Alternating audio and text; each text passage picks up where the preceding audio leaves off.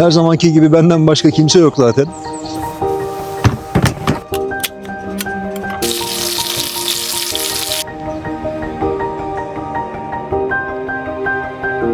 Yani çakal zaten yaklaşmaz. Kurtlar da tek başına dolaşmaz.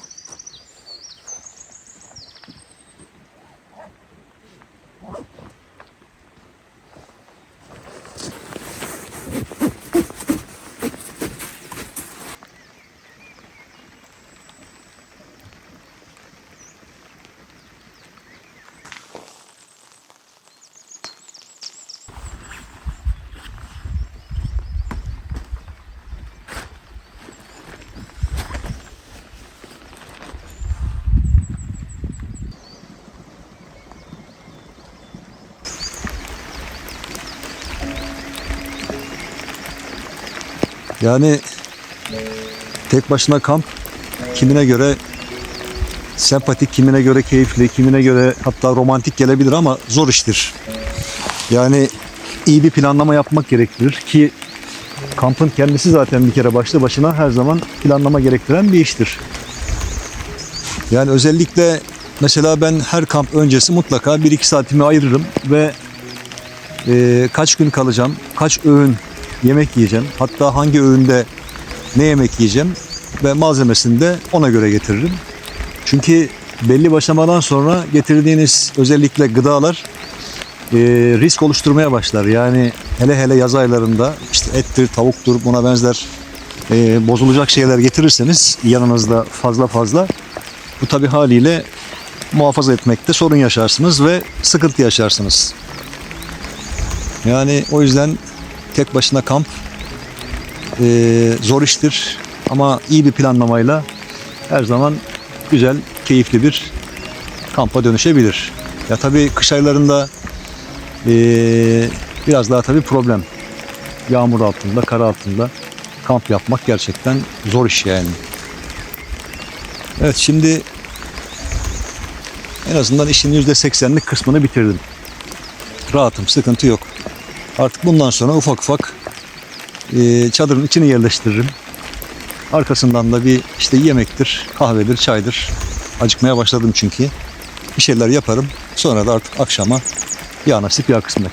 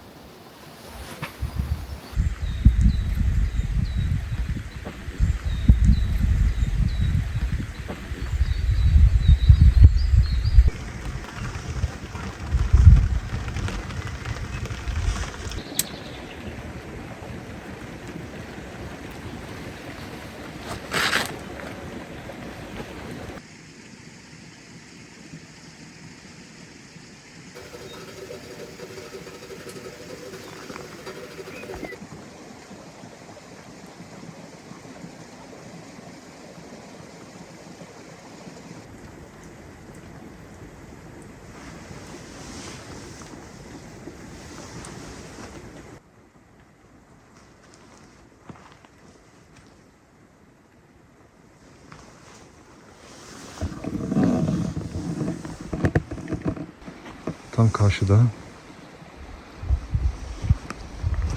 Tam karşıda. Yaban hayatı tam da böyle bir şey. Yani sonuçta burası onların kendi mekanı. Biz sadece misafiriz. Yani misafirliğinde bir adabı var. En azından buna göre davranmak lazım. Neyse, rahatsız etmeyelim artık. Şimdi zaten birazdan yatacağım. Sabahda Allah kerim.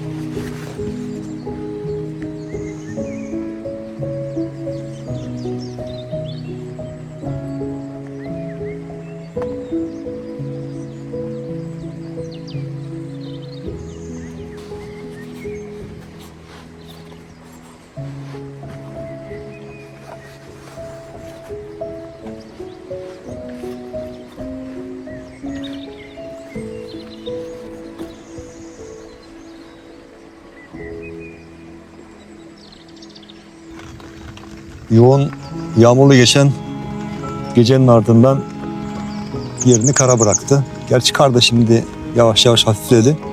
Tekrar yağmura döndü. Bölge oldukça yaban hayatı konusunda hareketli bir bölge. Yani akşam çadırın çevresinde birkaç tane hayvan yani ara ara gezindi. Muhtemelen tilkidir diye tahmin ediyorum. Yani ben çok fazla tabii çadırda yine yiyecek gıda bırakmıyorum ama yine de o merak duygusuyla muhtemelen gelmiş olabilir diye tahmin ediyorum. Büyük ihtimalle tilkidir zaten. Yani çakal zaten yaklaşmaz. Kurtlar da tek başına dolaşmaz. Yani onlar genelde sürü halinde veya 3-5 tane birlikte dolaşırlar. O yüzden büyük ihtimalle tilki olduğunu tahmin ediyorum.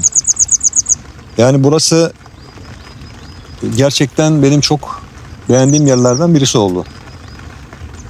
Yani normal şartlarda hani bir araç sesi duyarsınız. Bir gelen olur, giden olur falan. Yani burası nihayetinde Safranbolu'ya çok yakın bir bölge. Zannediyorum 10-15 kilometre civarında falan merkeze. Ve en yakın yerleşim yerine de herhalde bir 10 kilometre civarında. Şimdi bir kahvaltı yaparım.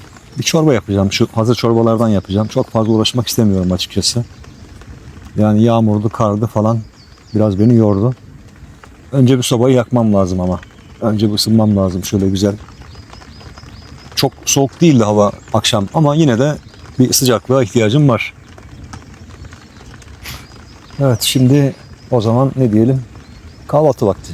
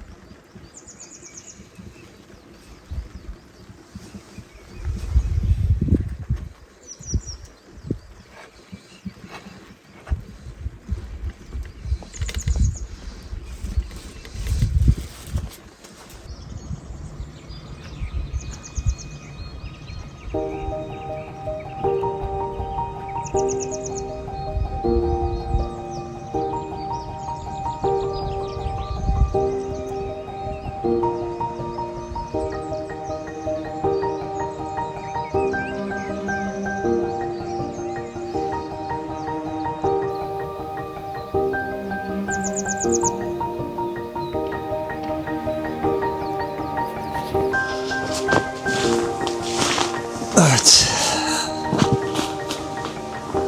Böylece bir kampın daha sonuna geldim.